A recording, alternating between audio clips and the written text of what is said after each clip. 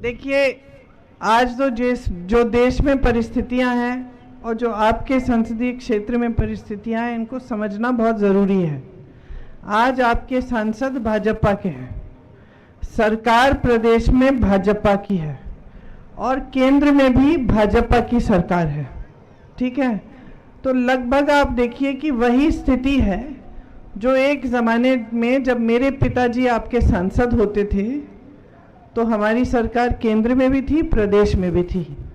और पिताजी ने कितने काम कराए, जो यहाँ बुजुर्ग बैठे हैं उनको याद होगा कि कितना काम हुआ अमेठी में, कि देश भर में अमेठी जाना जाता था, क्योंकि यहाँ पे बड़े बड़े उद्योग खोले गए, बड़ी बड़ी सड़कें बनी, यहाँ पे तमाम ऐसे काम हुए जिससे रोजगार बना, खेती हुई। मैं पिछली मीटिंग में बता रही थी कि जब मैं छोटी थी और यहाँ आती थी तो मुझे सफ़ेद सफ़ेद ज़मीन दिखती थी, तो मुझे याद है, मुझे समझ में नहीं आता था कि क्या है। बुजुर्गों को याद होगा, मैं पिताजी से पूछती थी कि ये ज़मीन सफ़ेद कैसे हो गई है, पहली बार देखी है। यहाँ तमाम ज़मीन ऊसड़ होती थी, उस ऊसड़ ज़मीन को हरा भरा करने के लिए काम भी मेरे पिताजी ने कराया कि किस तरह से यहाँ की ज़मीन उपजाऊ होगी, यहाँ हरियाली आएगी। आज जब हम यहाँ घूमते हैं तो सारा हरा भरा दिखता है। तो मैं क्यों कह रही हूँ ये बात, क्योंकि समझने वाली बात यह है कि अगर नीति नियत ठीक होती है नेता की, किसी राजनीतिक दल की, तो बहुत सारा काम हो सकता है। लेकिन आज आपकी जो परिस्थितियां हैं वो क्या है? बहनें बैठी हैं, दुकान जाती हैं कुछ खरीदने के लिए, आधे सामान छोड़ आती हैं कि चलो कोई बात नहीं, ये इतना ज़रूरी नहीं है, अगली बार ले लेंगे। आज जो ज़रूरी है वही खरीदेंगे, क्योंकि महंगाई इतनी है, सब कुछ महंगा है। मिट्टी के तेल, चीनी, आपको बोला गया था 13 रुपए किलो मिलेगी, मिलती है? चीनी तो मिल ही नहीं रही है, मिट्टी का तेल मिल ही नहीं रहा है। पेट्रोल डीजल महंगा, सब्जियां महंगी, सब कुछ महंगा है। मतलब ऐसी एक चीज नहीं रही जो सस्ती है, जो आप कह सकते हैं इसका अच्छा भाव है, मैं खरीद सकती हूँ, है कि नहीं? आज आप मेहनत करती हैं, पूरा परिवार मेहनत करता है, आप खेती में करेंगी या कहीं मजदूरी की करेंगी, फिर भी घर आके मेहनत करेंगी। घर आएंगी तो खाना पकाना, घर की सफाई, घर का देखभाल, परिवार के सदस्यों का देखभाल, है कि नहीं? इसके साथ साथ किसान खेती में मेहनत कर रहा है, उसकी कमाई नहीं हो रही है, क्योंकि उस पे के भी जितने भी खेती के सामान है उस पे भी टैक्स लगा हुआ है, जीएसटी। अब वो कमा नहीं पा रहा है, तो मजदूरी भी कम रख रहा है खेत पे, तो फिर लोगों को रोजगार भी कम मिल रहे हैं। किसान की ये परिस्थितियां हैं कि रात को बैठ के मचान लगे हुए हैं, तमाम मैं आ रही थी, देख रही थी, सब मचान लगे हुए हैं, क्योंकि आवारा पशु आपके खेत चल रहा है। सालों से ये समस्या चल रही है, किसी की सुनवाई ही नहीं है। दिन में काम करते हो, रात को जाके खेत में बैठते हो अपने खेतों को बचाने के लिए। जिसके पास थोड़ा बहुत पैसा है वो तो ठीक है, वो कुछ बना सकता है रोकने के लिए, लेकिन जिसके पास नहीं है वो क्या करे? आप बच्चों को बड़ा करते हो, मेहनत से शिक्षित करते हो, कभी कभी कर्ज लेना पड़ता है, बच्चे का ट्यूशन देना पड़ता है, कोई भर्ती की परीक्षा दे रहा है, कोई नौकरी के लिए कहीं इंटरव्यू के लिए जा रहा है, लेकिन क्या रोजगार मिल रहे हैं? आज अपने बच्चों का भविष्य आप बनाने की पूरी मेहनत करते हो, लेकिन सरकार की तरफ से कोई समर्थन नहीं मिलता। सरकार की तरफ से ऐसी स्कीमें आ रही हैं कि सेना की भी भर्ती जो है उसको 5 साल की कर दी है। वहाँ जाओ सेना में, वापस आओगे फिर से बेरोजगार, फिर से नौकरी ढूंढ लोगे। तो इतना प्रशिक्षण करते हैं बच्चे, मैंने खुद देखा अपनी आंखों से, 3-4 बजे सुबह उत्तर प्रदेश में गांव में दौड़ लगाते थे छोटे छोटे बच्चे भी, कि हम अभी से लगा रहे हैं, बड़े होकर सेना में भर्ती होंगे। उनकी सारी उम्मीदें टूट गई हैं। एक ज़माने में सब सरकारी रोज़गार चाहते थे, मुझे याद है यहाँ भी जब आती थी तो सबको सरकारी रोज़गार, और बहुत सारे पिताजी के समय मिले भी। आज दिल्ली में जहाँ जहाँ जाती हूँ, एनडीएमसी में सरकारी नौकरियाँ, तमाम अमेठी के लोग हैं वहाँ।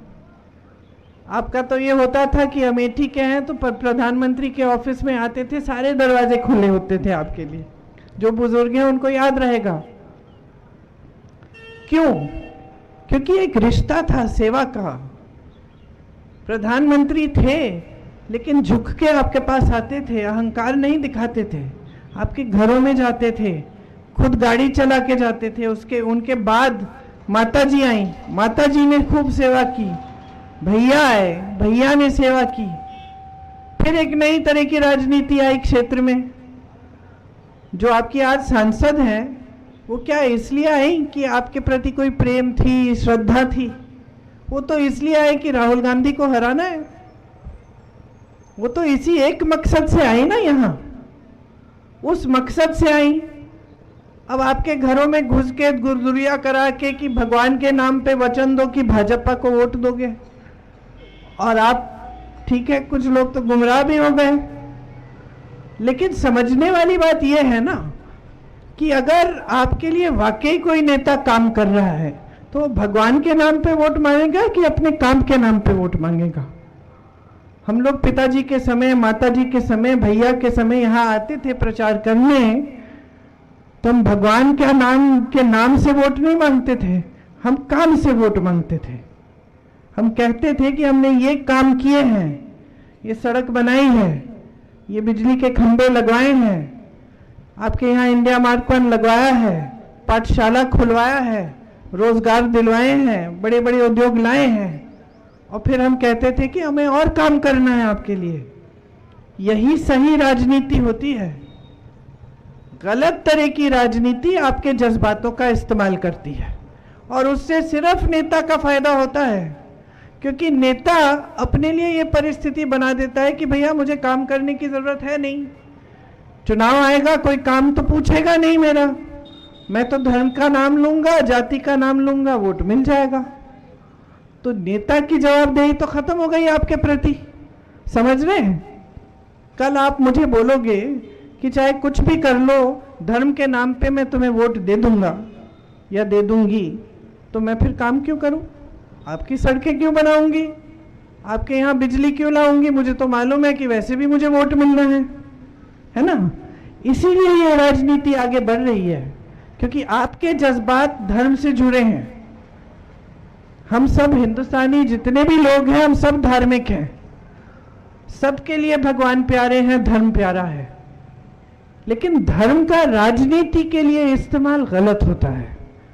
धर्म के नाम पे सत्ता लो जनता से, फिर काम ना करो, ये कौन सी बात हुई? 10 सालों से भाजपा की सरकार रही है, केंद्र में भी रही है, प्रदेश में भी लंबे समय से रही है। क्या किया है आपके लिए? आपके जीवन में तरक्की आई है, रोजगार दिए हैं, महंगाई कम की है, कमाई हो रही है खेती से, जितने बड़े बड़े वादे किए थे वो पूरे किए हैं? कुछ नहीं किया, बल्कि ऊपर से कह रहे हैं हम संविधान को बदलेंगे।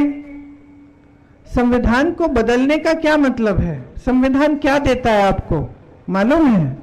सबसे पहले तो वोट का अधिकार देता है, भोजन का अधिकार देता है, शिक्षा का अधिकार देता है, आलोचना करने का अधिकार देता है, आंदोलन करने का अधिकार देता है। आपको नाराजगी है किसी बात से कि आपको लग रहा है कोई नीति गलत है, आप आंदोलन कर सकते हो। आपको आवाज उठाने का अधिकार देता है। संविधान आपको आरक्षण देता है। तो बदलने का क्या मतलब है? आपके आरक्षण लेना चाहते हैं, आपके अधिकारों को कम करना चाहते हैं, कमजोर करना चाहते हैं, चाहते हैं कि वो किसी भी हालत में सत्ता में रहें और आप गरीबी की दलदल में ही फंसे रहें। क्योंकि जब तक गरीब रहोगे, जब तक अशिक्षित रहोगे, जब तक बेरोजगार रहोगे, तब तक आपको गुमराह करते रहेंगे ये लोग। और हम उसका विपरीत चाहते हैं। हम चाहते हैं आप मजबूत बने, हम चाहते हैं कि आपका भविष्य उज्जवल बने, आप आत्मनिर्भर बनो। इनकी नीतियां देखो, हमने हम कानून लाए थे। भोजन का जो अधिकार है कांग्रेस पार्टी लाई थी कि हर देशवासी का अधिकार होगा, कम से कम 5-6 बोरी का किलो का राशन आपको मिलना चाहिए, ये अधिकार है। आज की नीति देखिए, लो 5 किलो राशन लो और बस मुंह बंद करो, इसके अलावा कुछ नहीं मिलेगा। ये तो आपका अधिकार बनाया था कानून में हमने कि आपको ये मिलना ही है।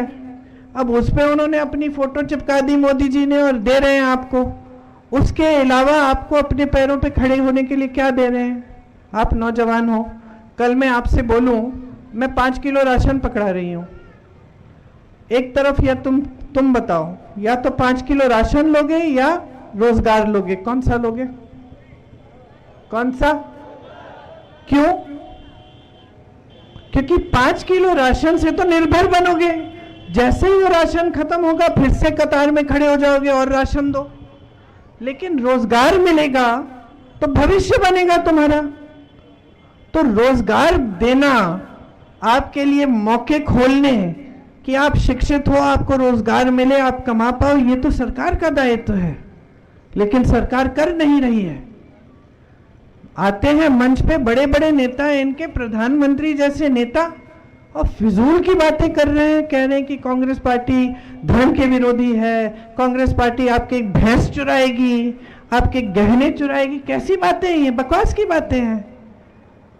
प्रधानमंत्री को खुद एहसास नहीं हो रहा है कि 10 सालों से सत्ता में रहे हैं, दुनिया के सबसे बड़े नेता कहलाए जाते हैं, भाजपा के बाकी नेता कहते हैं कि मोदी जी जैसा कोई नेता ही नहीं रहा, और अपना काम का हिसाब नहीं दे सकते। ये नहीं कह सकते कि क्या किया है देश के लिए। बड़े बड़े खरबपतियों के 16 लाख करोड़ इन्होंने माफ किए हैं। एक किसान का कर्ज माफ किया हो तो बताइए। उत्तर प्रदेश का किसान 1 लाख रुपए के लिए आत्महत्या कर रहा है। बेटी की शादी होती है, कर्ज लेना पड़ता है। बच्चों को परीक्षा देनी है, कर्ज लेना पड़ता है ट्यूशन को देने के लिए।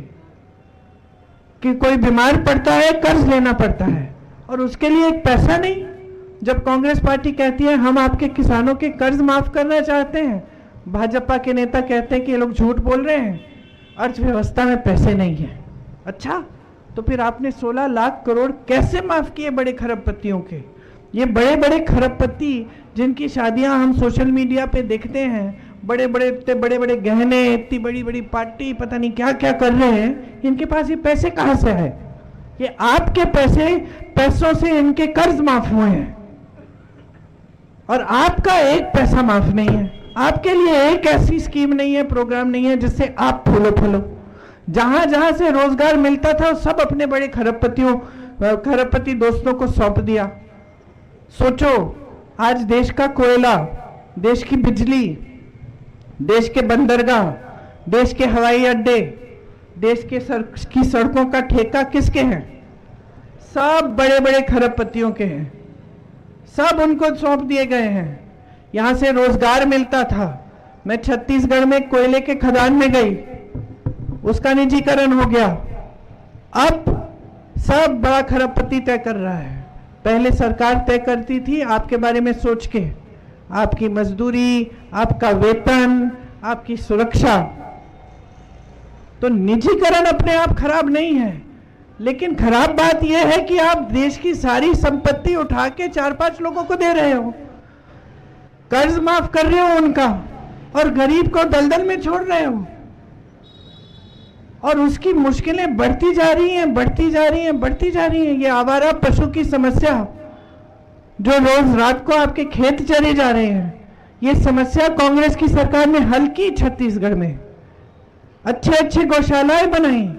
छत्तीसगढ़ में किसी से भी पूछ लीजिए, वहां महिलाएं काम करके 60-70 हजार कमा रही थी। जानवरों का दूध गांव में भेजा जा रहा था, उसमें से खोया बन रहा था, मिठाई बन रही थी। सरकार गोबर खरीद रही थी ताकि जानवरों का देखभाल करे जनता, उनकी आमदनी हो, गोबर में से गोबर गैस बनाए और अब वापस आपको मिले। तो एक होती है सरकार की नीति जिसमें देश की संपत्ति वापस देश की जनता के जेब में जाए, और दूसरी नीति इनकी जो नीति है कि आपकी सारी संपत्ति लेके किसी बड़े खरबपति के जेब में दे दी। ये फर्क है हम में और उनमें। ये हमारी नीति, हमारी विचारधारा है, वो उनकी है। उनकी विचारधारा है कि आपको गुमराह करके धर्म के नाम पर, जाति के नाम पर आपसे वोट लें। हमारी विचारधारा है कि हम अपने काम पर वोट लेंगे, हम आपका विकास करके दिखाएंगे। यही विचारधारा, यही परंपरा यहाँ पे कायम रही बहुत सालों के लिए। मेरे परिवार के सदस्यों ने अगर आपके साथ एक रिश्ता जोड़ा तो एक आदर का रिश्ता था, प्रेम का रिश्ता था, श्रद्धा का रिश्ता था। सिर्फ आपकी तरफ से हमारे लिए नहीं, हम आपकी श्रद्धा करते हैं। भैया हारे चुनाव, कोरोना आया, लेकिन भैया ने जैसे ही कोरोना आया और पता चला लॉकडाउन हुआ है, पता चला कि तमाम लोग जो पलायन करके गए हैं उनके लिए कोई साधन नहीं है। मोदी जी ने एक दिन में कह दिया सब कुछ बंद, बस नहीं थी, ट्रेन नहीं थी, दुकानें बंद हो गई थी, तमाम लोग फंस गए थे अलग अलग प्रदेशों में। भैया ने सबसे पहले मुझे कहा कि प्रियंका पता करो अमेठी के लोग कहाँ कहाँ फंसे, उनको घर पहुंचाओ। सांसद नहीं थे आपकी सांसद ने क्या किया नहीं किया मुझे नहीं मालूम। मुझे ये मालूम है कि मेरे भाई हारे, लेकिन फिर भी उनके मन में ये बात थी कि जो अमेठी की जनता है वो अगर संकट में है उसकी मदद करनी है। ये है हमारा रिश्ता, ये रिश्ता कभी टूट नहीं सकता। हमने तमाम लोगों को ढूंढा, गुजरात में, बिहार में, इधर उधर, जहां से हम साधन करवा सकते थे, खाना पहुंचवा सकते थे, हमने किया और घर लाए सही सलामत बहुत सारे लोगों को उस समय। तो ये कहने का मतलब ये है कि हम सेवा करते रहेंगे। आपका समर्थन हमेशा मिला था, पिछले चुनाव में नहीं मिला, फिर भी हमने सेवा की और हम करते रहेंगे। आज किशोरी लाल शर्मा जी आपके प्रत्याशी हैं। इन्होंने कंधा से कंधा मिलाकर मेरे साथ सारे चुनाव लड़े हैं। यहाँ गांव गांव जानते हैं, सब बुजुर्गों को जानते हैं, गांव की समस्याएं जानते हैं। वो जानेंगे कि ये सड़क किसने बनाई और कब बनाई, कि इस गांव में बिजली है कि नहीं है, कब आई, सब कुछ जानते हैं, क्योंकि 40 सालों से आपकी सेवा की है। आपके जैसे हैं, आपके बीच आएंगे, आपसे मिलेंगे, अहंकारी नहीं है। तो हमने इनको इसलिए प्रत्याशी आगे किया है कांग्रेस पार्टी की तरफ से, क्योंकि हम सोचते हैं कि इनसे अच्छा यहाँ के काम कराने के लिए, आपकी समस्याओं को सुनने के लिए कोई और नहीं है। हम अपना रिश्ता आपके साथ कायम रखना चाहते हैं। इस चुनाव में हम कुछ गारंटी लाए हैं, वो आप ही की भलाई के लिए है। आप जानकारी ले सकते हैं कि जिन जिन प्रदेशों में कांग्रेस की सरकार है, हमने जो जो गारंटी दी है वो आज पूरी हो रही है। हमारी सरकारें जहां हैं बहनें, वहां बहनों के खातों में आज भी पैसे डाले जा रहे हैं। हम चाहते हैं कि 8,500 रुपए हर महीने हर गरीब परिवार की सबसे बड़ी महिला के खाते में डाले जाएं। एक साल में पूरे ये 1 लाख रुपए बन जाते हैं। आशा, आंगनवाड़ी और मिड डे मील की महिलाओं के लिए हम चाहते हैं कि आपका मानदेय बढ़ाया जाए। हम केंद्र की तरफ से दुगनी राशि देंगे ताकि आपका मानदेय कम से कम दुगना हो। इसके अलावा जो सरकारी रोजगार हैं उनमें से आधे रोजगार महिलाओं को दिए जाएंगे। जो स्नातक पास बच्चे हैं उनके लिए हम एक अप्रेंटिसशिप का प्रोग्राम लाएंगे, जिससे 1 लाख रुपए सालाना कमा पाएंगे। जब तक उनकी स्थायी नौकरी न लगे तब तक अपना हुनर भी बनाएंगे और इनको 1 लाख रुपए सालाना भी मिल जाएगा। पेपर लीक के खिलाफ हम कानून लाएंगे, सख्त से सख्त कार्रवाई होगी। 5,000 करोड़ रुपए का फंड आएगा ताकि जो नौजवान अपना कारोबार शुरू करना चाहता है उसके लिए कुछ पैसे हो, सुविधा हो, वो वहां से अपने लिए फंड लेकर कारोबार शुरू कर पाएगा। 30 लाख पद आज मोदी जी की सरकार में खाली पड़े हैं, हम उन पदों को भरेंगे। खेती किसानी के जितने भी सामान हैं जिस पे आज जीएसटी है, उन सबको जीएसटी मुक्त किया जाएगा। न्यूनतम समर्थन मूल्य कानूनी अधिकार बनेगा आपका। अगर आपके खेतों में नुकसान होगा तो कानून आएगा कि 30 दिन के अंदर अंदर आपका पूरा भुगतान होना चाहिए। तो हम आपके लिए काम करना चाहते हैं। ऐसी तमाम स्कीमें हैं जिनसे आपका फायदा होगा। 25 लाख का बीमा, स्वास्थ्य बीमा हमने राजस्थान में लागू किया जब हमारी सरकार थी। अभी कुछ मेरे ख्याल से 6 महीने पहले सरकार बदली, लेकिन 6 महीनों पहले तक हमारी सरकार जब थी तो कोई भी इलाज कराना था 25 लाख के अंदर अंदर मुफ्त होता था। हार्ट के जो मरीज हैं उनकी हार्ट की सर्जरी ऑपरेशन हुआ उनको एक पैसा नहीं देना पड़ा। तो 25 लाख का स्वास्थ्य बीमा हम पूरे देश में लागू करना चाहते हैं, ताकि 25 लाख का सबका इलाज मुफ्त में हो पाए। ये सब बातें हैं जो हम करना चाह रहे थे आपसे उम्मीद है कि 20 तारीख को जो पहले नंबर पे पहला बटन है, उस पे जो पंजे का निशान है, उसको दबा के आप भारी बहुमत से किशोरी जी को जिताएंगे, ताकि फिर से एक बार सेवा की राजनीति, समर्पण की राजनीति अमेठी में वापस आए। तो आपसे ये उम्मीद है, आशा है कि आप वोट डालने समय मेरी बातों के बारे में सोचेंगे और अपने पूरे विवेक से अपने ही भविष्य के प्रति, अपने ही परिवारों के लिए, अपने आप को सक्षम बनाने के लिए कांग्रेस को वोट देंगे। बहुत बहुत धन्यवाद। जय हिंद। मेरे सपा के भी साथी हमारे साथ हैं आज, क्योंकि इस चुनाव में हमारा गठबंधन है। तो इंडिया गठबंधन एक गठबंधन है तमाम पार्टियों का, जो चाहते हैं कि इस देश में लोकतंत्र बना रहे, कि इस देश में विकास पर आधारित राजनीति चले और सही राजनीति चले। इसीलिए हम सब ये चुनाव इकट्ठा लड़ रहे हैं। धन्यवाद। जय हिंद।